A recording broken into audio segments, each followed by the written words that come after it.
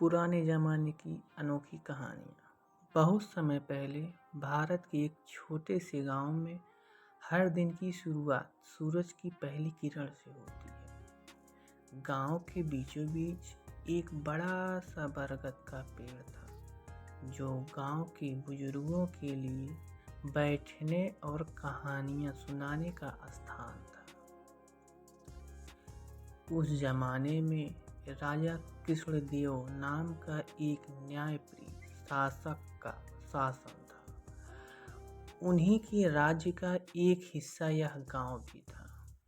गांव में धवल नाम का एक अनोखा व्यक्ति रहता था। धवल का काम था कहानियां बनाना, और उसी कहानियों में एक जादू था जो सुनाने वाले को मंत्रमुग्ध कर देता था। लोग कहते थे कि धवल की कहानियां सच्ची घटनाओं पर आधारित होती थी, लेकिन उनमें ऐसा अद्भुत मोड़ होता था कि हर कोई सोच में पड़ जाता था। जादुई कहानी का आरंभ एक दिन धवल ने गांव वालों को एक नई कहानी सुनाई। उसने बताया कि गांव के पास की पहाड़ी पर एक प्राचीन गुफा है, जहां एक रहस्यमयी किताब छुपी हुई है। यह किताब वह सभी रहस्य जानती है, जिसने कोई भी अपने भाग्य को बदल सकता है। लेकिन गुफा के दरवाजे पर एक पहेली लिखी है, जिसे सुलझाए बिना कोई अंदर नहीं जा सकता।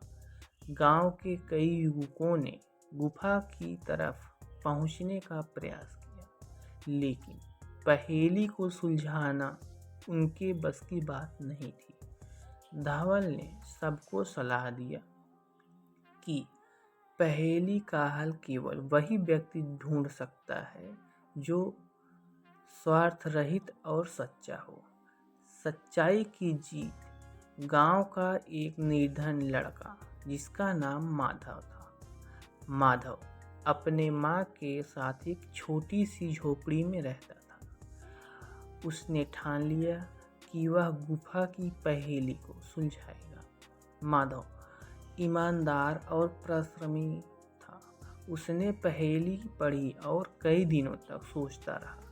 एक दिन उसे एहसास हुआ कि पहेली का उत्तर सच्चाई और दया है। गुफा का दरवाजा खुल गया। उसके अंदर वह जादुई किताब मिली, लेकिन किताब में जो लिखा था उसने माधव को चौंका दिया। उसमें लिखा था, सच्चाई और दया से बड़ा कोई रहस्य नहीं है। यही जीवन का सबसे बड़ा धन है। माधव ने किताब को गांव में ले जाकर सबको यह बताया। गांव वाले उसकी ईमानदारी और साहस की प्रशंसा करने लगे।